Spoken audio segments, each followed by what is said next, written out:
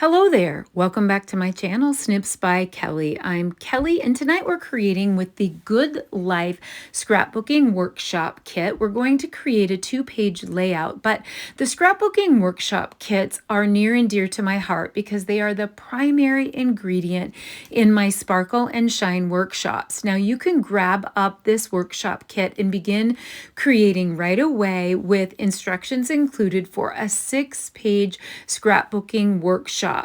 And I love those, but I also love to stretch the workshop kits and create my own 12-page workshops because these wonderful workshop kits contain the pattern paper and sticker sheet, which is the Good Life is a beautiful rustic country vibe. It has this great windmill paper, some distressed wood paper, some light wood grain paper, some gingham, and all things country.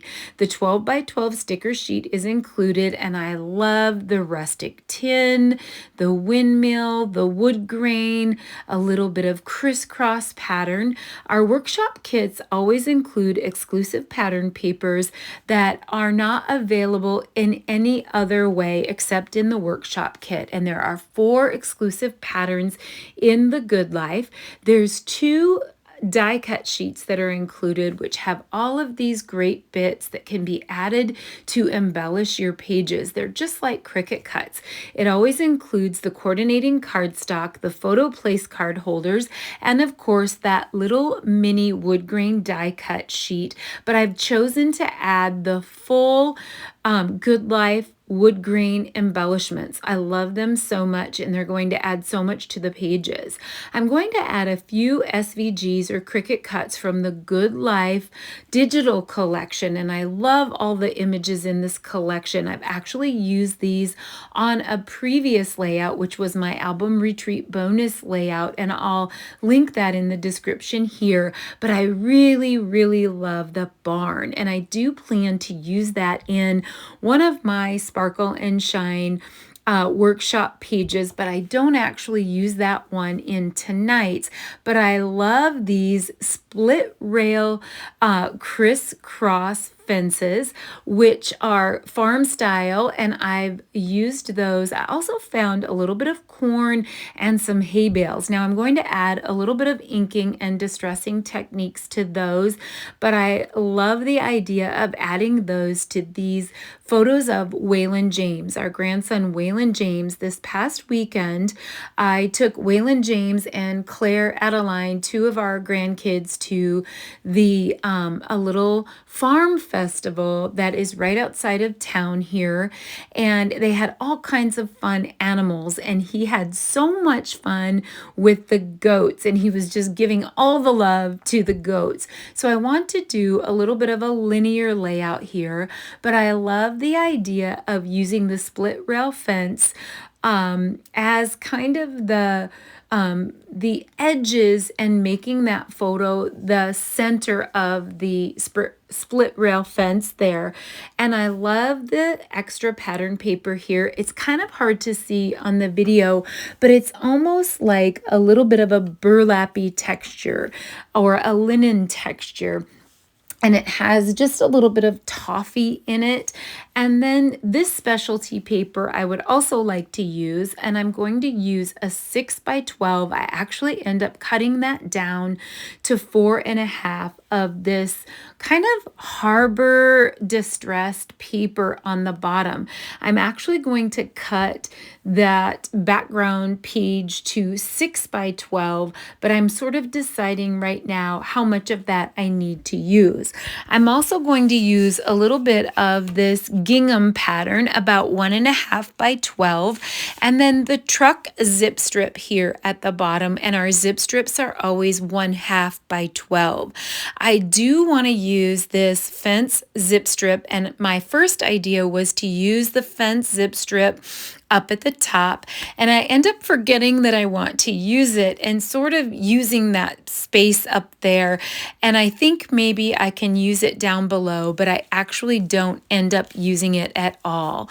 So I think I'm going to use some French vanilla to contrast and matte the photos. So I have a French vanilla piece, 4.5 by 4.5, mounted on that Harbor gingham, which is 5 by 5.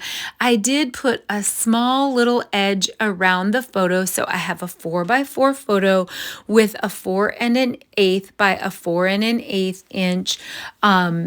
I believe it is French vanilla piece around that as well. And I want to really pop up that photo in the center, add some strips underneath, and have the fence on either side. But we're going to add some simple little techniques. So I'm sort of wanting to keep life simple at this moment in time. It's so busy.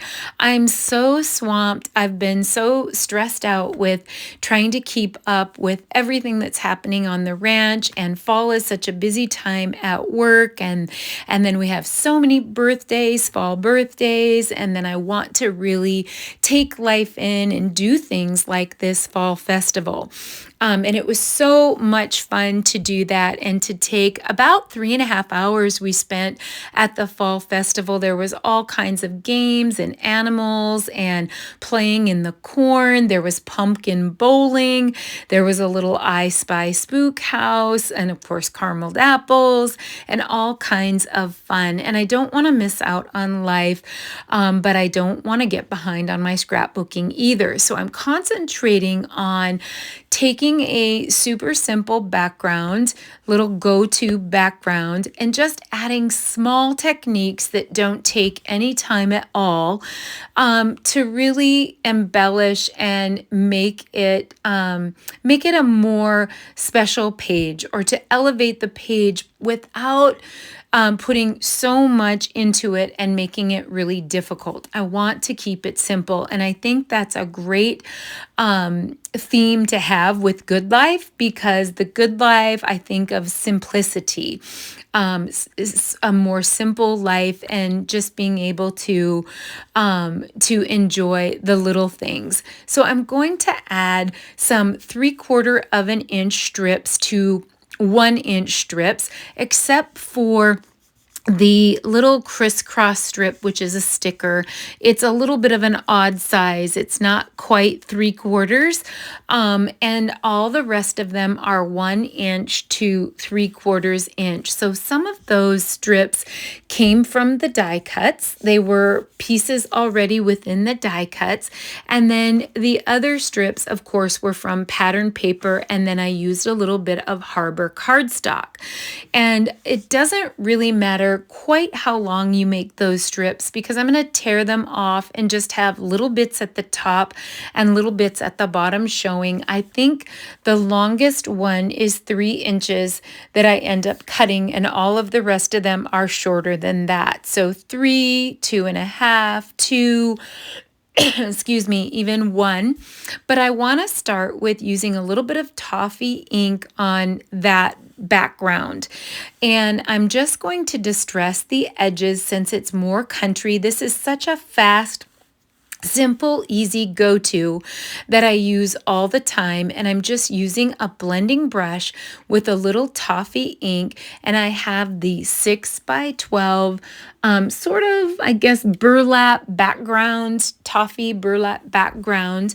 And then I'm actually going to do the same thing to the hay bales. So I created the hay bales out of the honey butter and mocha cardstock, and it was just hay bales that I found on the Cricut. I believe they're a Cricut Access image, and I just loved them, and they just fit really, really well because the kids were playing in the hay, and we have a little bit of hay around the goats, and it's actually going to work perfect for my photos. I'm going to do the same thing to the corn and just kind of rough it up, dirty it up, and make it look more rustic and more realistic instead of such stark contrast of just the cardstock. And I'll do most of the rest of those off camera, but I just did that rubbing technique with the hay bales and the corn and around 2 pieces of the 6x12 for the left and right pages of that background. And that's just going to add a little bit of flavor,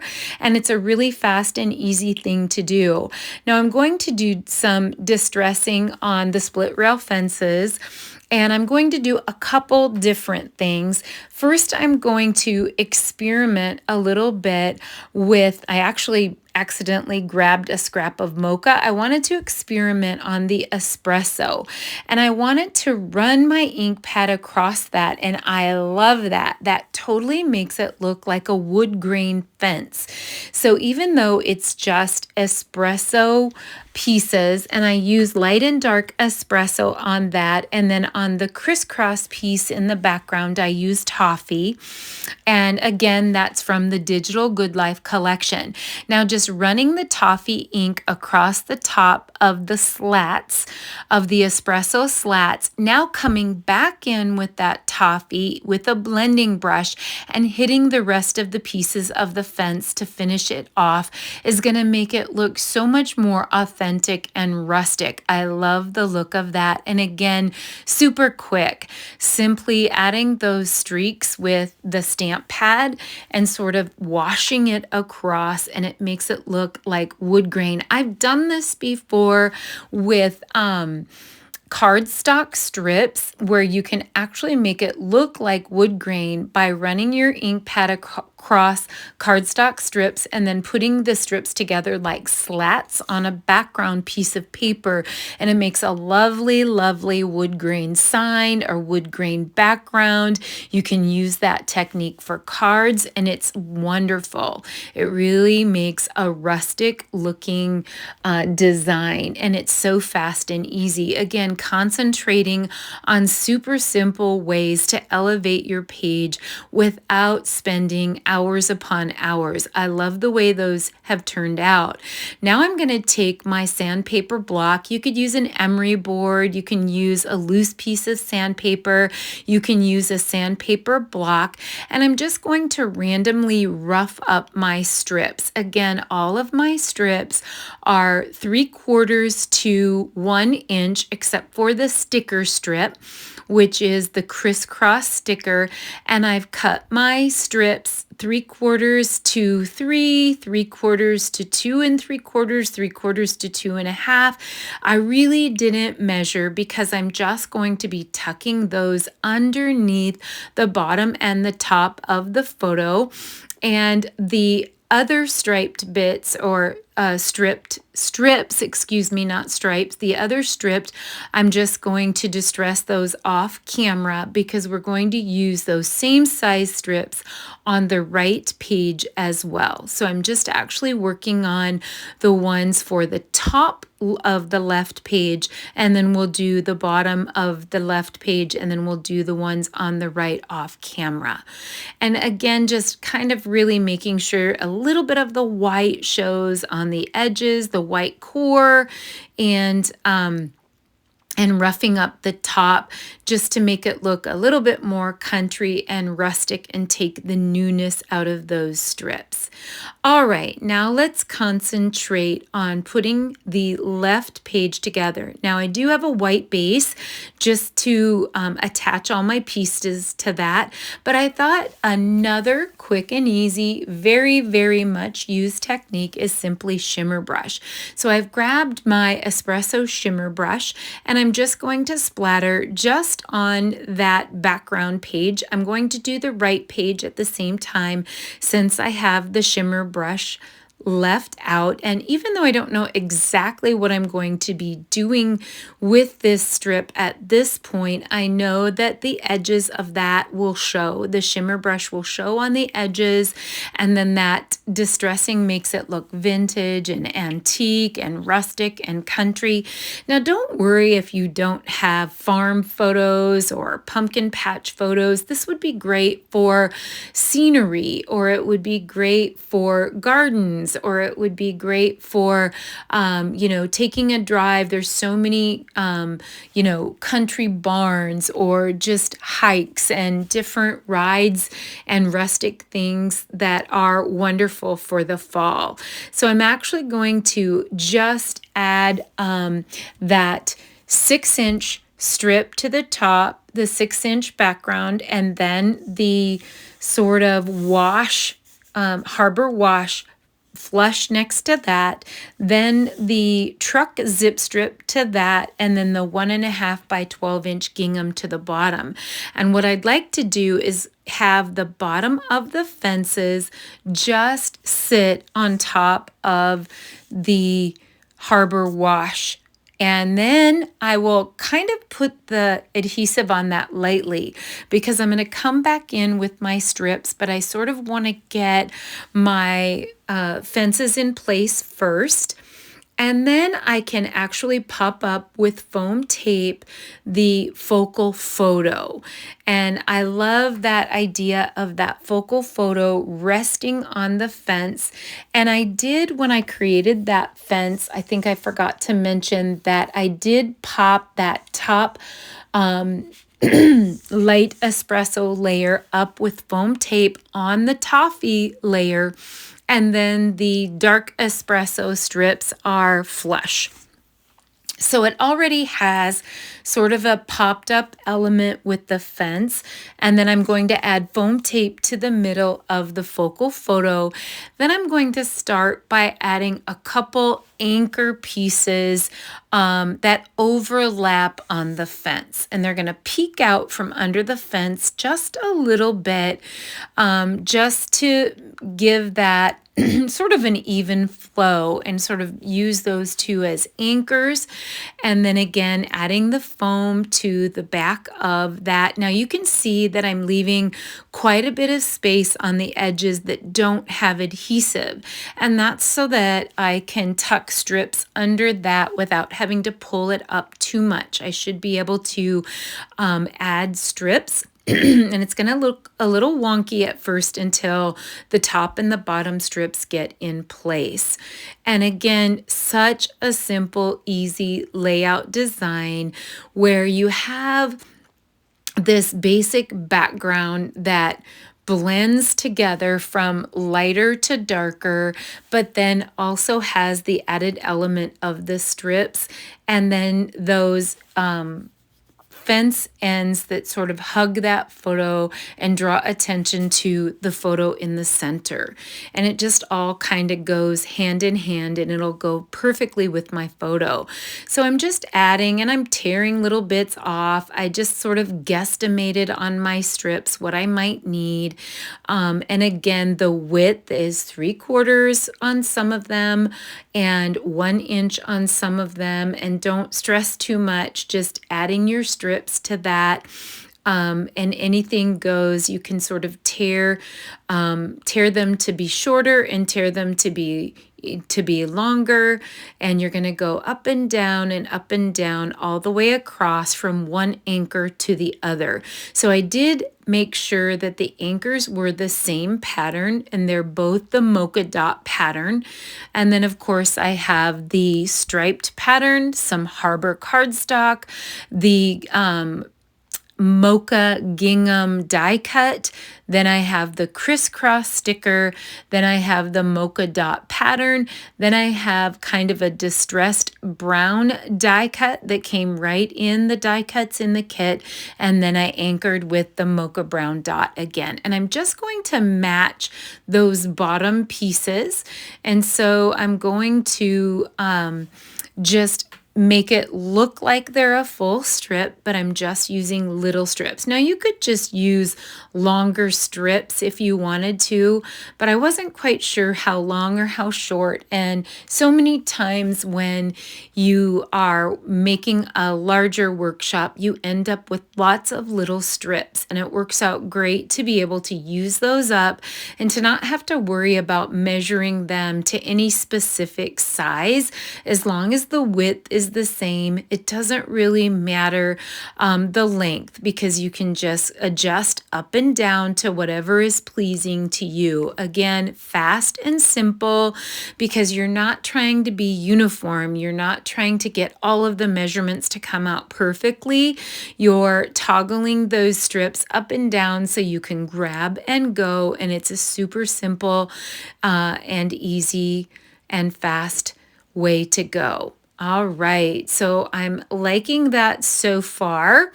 And I do want to bring in some bits, and I want to bring in those hay bales. I'm not exactly sure what size. And at this point, I realize that I covered up the spot that I wanted to put the fence strip on. And that was my bad. I got so excited about the strips and it was looking nice. So it's okay. I will either incorporate that fence strip on the bottom, or I will use it on a different layout in the series. But I think I will grab the little toffee die cut that can be sort of a journal strip or an anchor strip. I'm going to add a couple of the little die cut tags to that. I think I'm going to bring in a little bit of color with that die cut half circle. Maybe bring in the happy place words and add a few of the little die cut stars up there. I'll think about that. I'm going to leave that lay up there in the corner. And then I know I want to use a corn stalk, and I know I want to use the hay bales.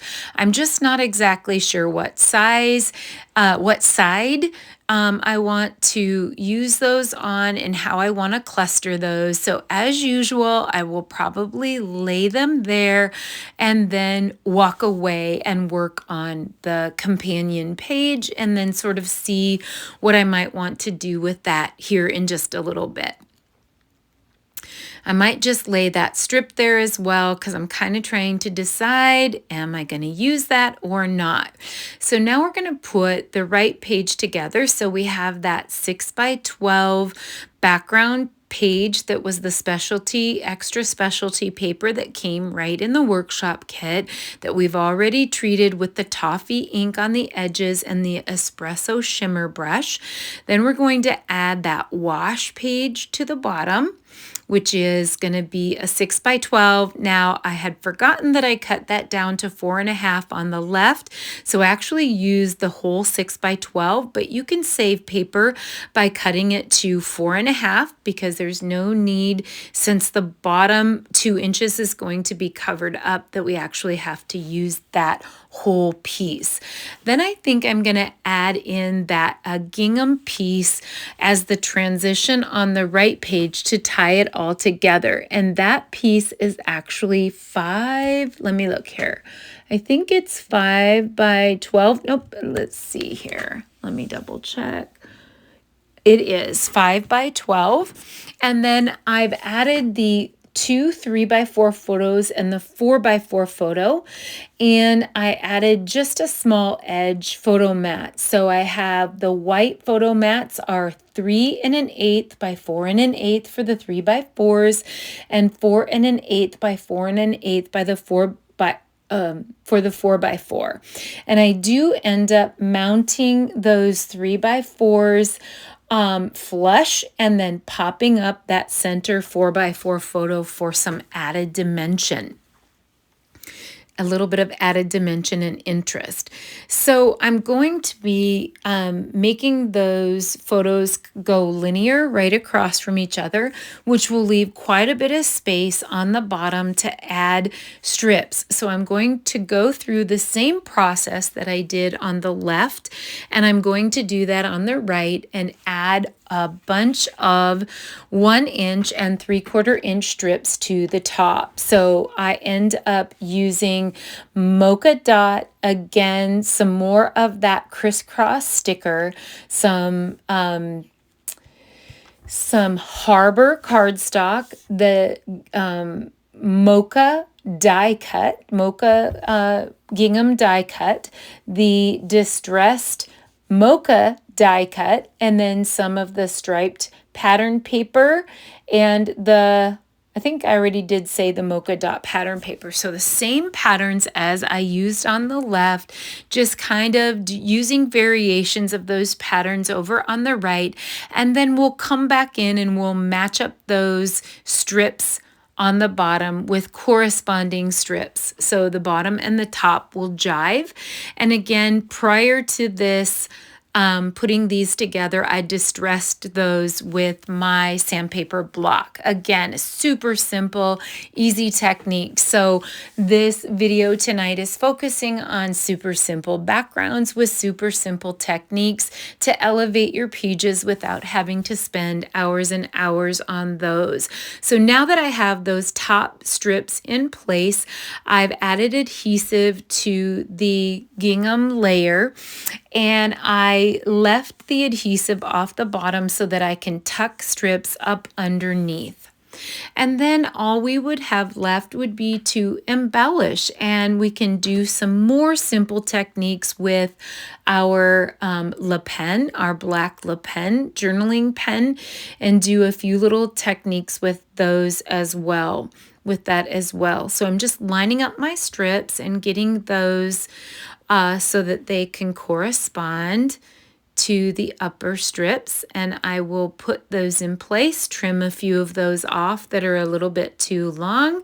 And let's take a look at the die cut sheet. So many die cuts. I feel like our workshop kits are such an amazing deal with all the bits and pieces that come with it that make it so much easier to stretch it to a 12-page workshop. I love getting 12 pages out of a workshop kit. So now we have the scallop die cut that came right in the kit, and another die cut that says thankful, grateful, blessed. And I thought with all of the rectangles and all of the squares and all of the strips and the square fence, it would be great to pull that circle in and add some rounded elements to all of the boxy elements. So I'm just kind of playing around here. I love the cream can. I love that. And I need some height there, but I don't want to cover up the goats, and I don't want to cover up too much of the photo, but I definitely need some height. So I could use the cream can, I could use the corn stalks, and then add in the little hay bales, popping one up and leaving one flush, and then adding in just a little bit of layered dimension there. And a super simple way to elevate a page is just adding different step ups, so having some of those pieces flush. I'm not loving the cream can there. I think maybe I'll use the cream can on the left page, get a little height here with the corn stalk, and then I'll be able to add the height there and toggle that just in between so that both goats show on both pages, and that I'm not covering up the photo,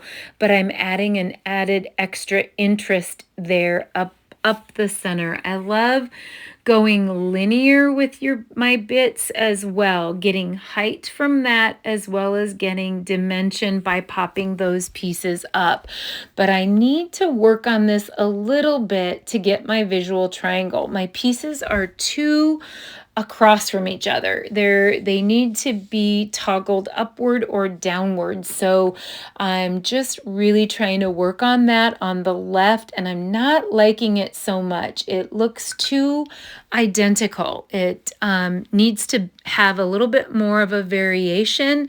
And in order to create a visual triangle, I really need a little something on the upper right of the left page.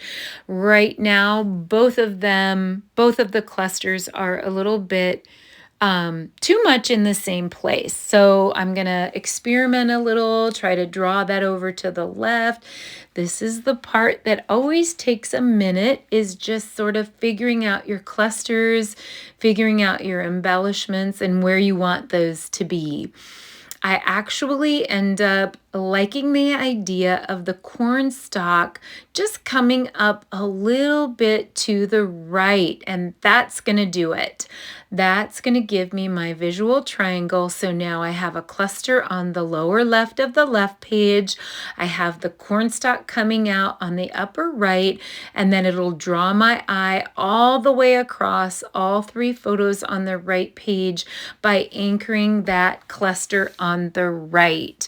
Now I do feel that I need to bring in a little bit of that desert rose. So there's a little desert rose in the Grateful and Blessed sticker. There's a little bit of the desert rose in the half circle in the upper left. So I definitely want to somehow bring some desert rose into the lower right. So there just happens to be a little desert rose die cut heart. I think that's going to do it, and that's going to balance out my colors. So now I have some Harbor and Toffee and a little bit of the honey butter in the hay bales and the corn on the left, and then I have balanced that with the desert rose heart on the right. And that's going to really help draw that in so we don't have one little spot of desert rose on the left. So now I can bring in a little bit of embellishing with some of those die cut stars. I still haven't made a decision with the fence zip strips. I probably will end up using those fence zip strips on another page and conserving those. I don't think we really need that added zip on the bottom. So I'm just adding a few little die cut stars, and I'm loving now popping up the hay bales, like having a few of those popped up and a few of those flush over the cream can. So I've got my cluster on the left, and yet less is more. I have so many pieces I could add to this page, but my concept for this page is simple. I want a simple background with simple and fast techniques that elevate it without taking a lot of time. So I'm going to add a little die cut arrow there with this day. I think will be really cute on the bottom. Add some stars, and then I think come in with my LePen and maybe make some random dots throughout the page. So maybe make some dots around the stars, maybe make some added dots off and on throughout the page, just to add a little bit of more technique. And I love what I call economical elevations. So I love it when I can find ways to add little elevations to my pages that actually don't cost any more money. So adding dots with your LePen, maybe with a white gel pen, with a marker, is really a great technique